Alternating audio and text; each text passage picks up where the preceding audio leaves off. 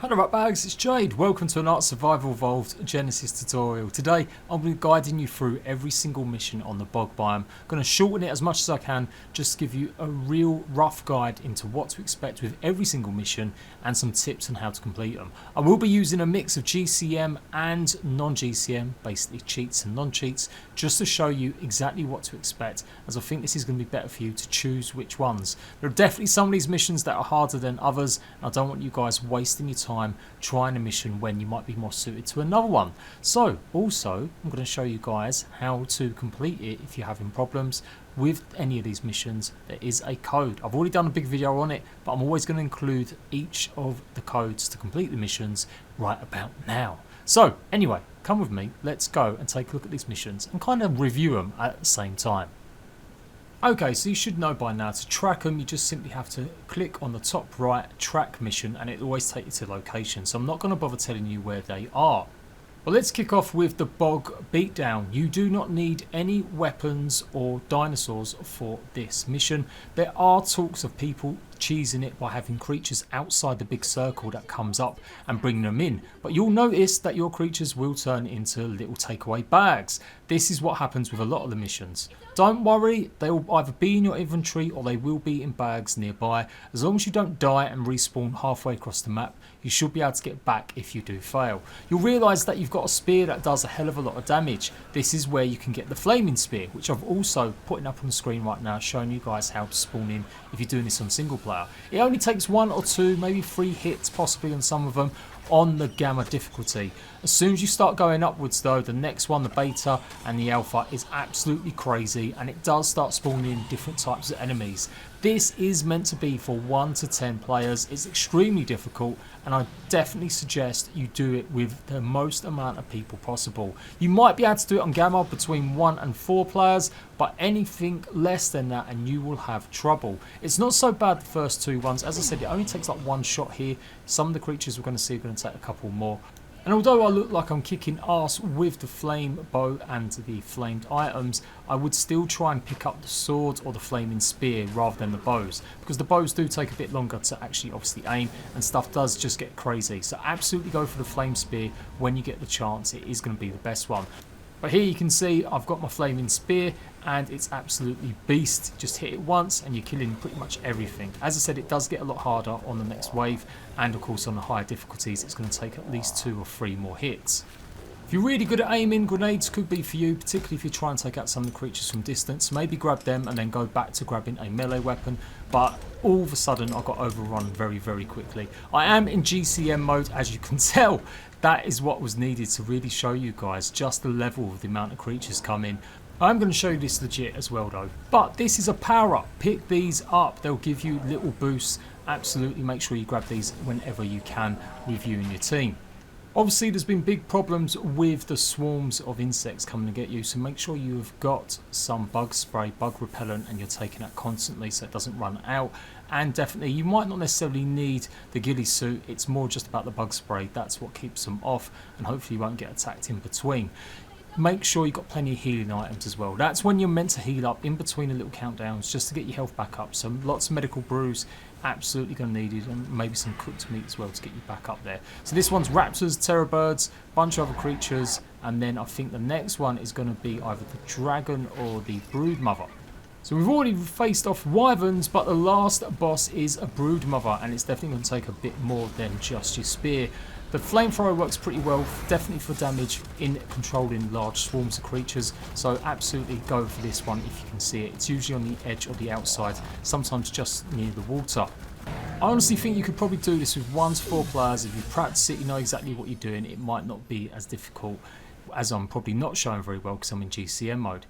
Honestly, I am on my own. There was absolutely no way I was going to do this on my own. You do need some striver people. So put a call to arms, get people on your server, and obviously if you're having trouble in single player or on a private server, you can always use the cheat. But yeah, it's really difficult, and you can see the bugs are coming to attack me now because I forgot to take my bug repellent. You pick up the wrong weapon and you are bang in trouble. Everything swarms you, the mantises, the spiders, and you'll be very lucky to get away without dying, just like I am now. So after that, which is probably the hardest one on the map, that's why I showed it off to you first, I tried to do a little bit of a race bog rally. Now this ain't too bad, especially when you know the glitches that if you jump while on a creature, you generally can just keep jumping and you'll get a bit more speed. This is one that you can bring your creatures and just park them up nearby, and it's always a good idea, obviously if you've got a sleeping bag nearby as well, you'll have creatures to defend you just in case you do die, get attacked and respawn. There are plenty of creatures nearby as well that will take you out or put you off course as well, and the real issue is getting stuck on the terrain. Don't worry too much about going super fast, just try and make sure that you're not getting stuck on the bits. What I found useful was in fact you're not able really to jump as much is the lunge attack. If you do get stuck on anything, use the lunge attack to get yourself unstuck and just kind of memorize the route a little bit. It's extremely hard on the higher difficulties. Again, I don't know how anyone's going to do this on alpha unless they absolutely practice, and you'll maybe doing the jumping or lunging technique. You've got the boosters there, the gold ones, and that's pretty much for every single race. There wasn't as many creatures on this little part of the map as I was doing it, thank God, but they will be roaming around and they can put you off as well, so be warned for that one.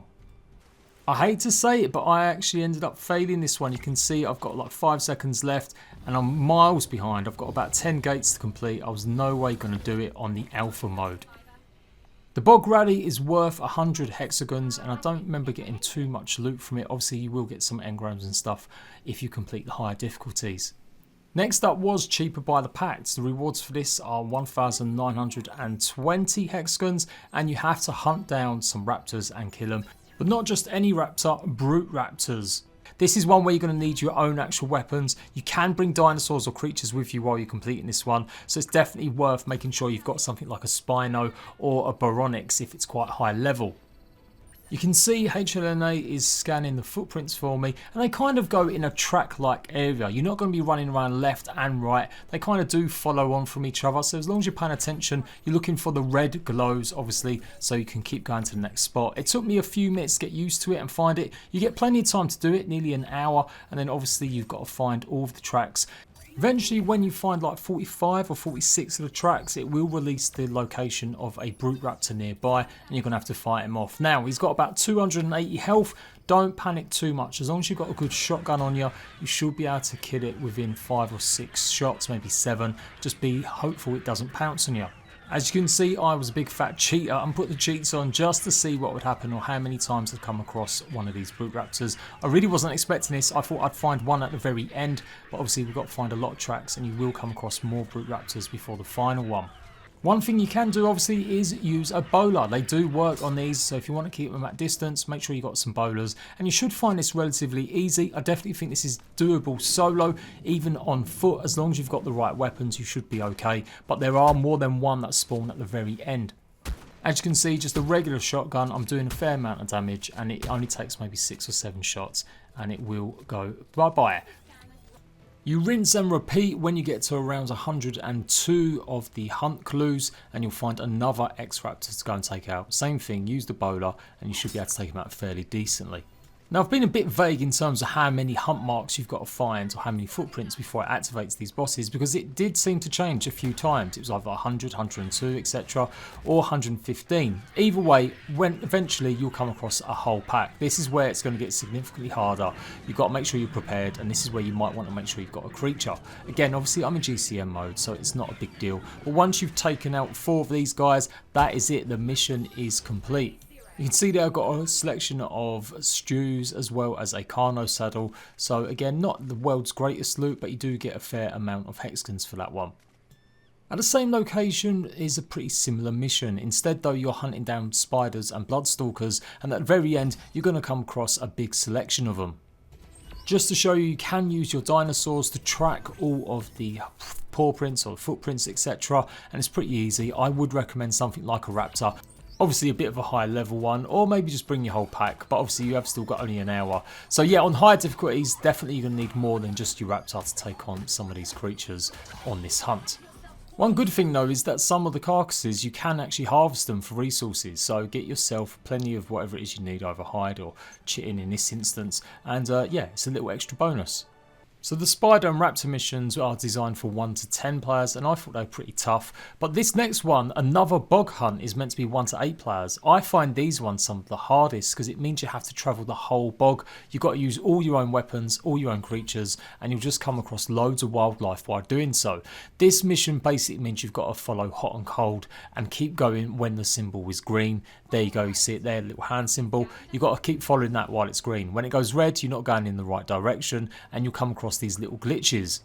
There's 4 regions and there's 4 locations in each region, so obviously that's going to be 16 glitches that you need to find. And for sure, with time short, you're going to need a mount to get around the map pretty quickly. Again, I'd recommend a spino, really quick one, or definitely a raptor for this one. The last glitch will be in the place where you took down the bog beatdown, and I'm pretty sure there's a run that you could do to do these missions in quick time so that you're not going back and forth across the map, but I just wanted to go through them all as quickly as I could. There you go, you've got plenty of rewards for that though. You've got lots of items, lots of curries again, so lots of useful stuff, even if it is all just mostly primitive. I'm pretty sure the harder missions just mean it's shorter time to actually find the glitches, so you're going to have to be even super quicker. Now, I didn't really show this one off completely because I just figured it was exactly the same as some of the other hunt missions, but instead of a raptor or spider, you're hunting down a spino, so it's literally the same sort of thing. You've got to go and find the spino and kill a brute spino. 1950 hexagons once more, whatever, that's a pretty good deal. Obviously 1 to 10 players, so you may need a few. Specifically, if it is a brute spino, it's going to be a lot tougher to deal with. If all that killing and hunting's wearing you down, have a bit of a dodo b-ball. Yes, it is a mission. Yes, it's a quick, easy way. Well, that's quite hard on the alpha difficulty. You just simply got to chuck a dodo into the basketball ring to win this mission. The same rules of basketball do apply. You get 2 points if you're in the circle and 3 points if you're standing outside it. So a bit of practice and you'll be able to do these ones fairly easily. Now there's variations of this that you can actually play with tribe mates without it being a mission type, so you just want to have some fun. As long as you're in a tribe with some friends, you can play this. You might even be able to play against another tribe. I think that's what we did on live stream, and we weren't all in tribe, but that's what it said. You needed 2 tribes to take part in it. He shoots, see, misses, bugger.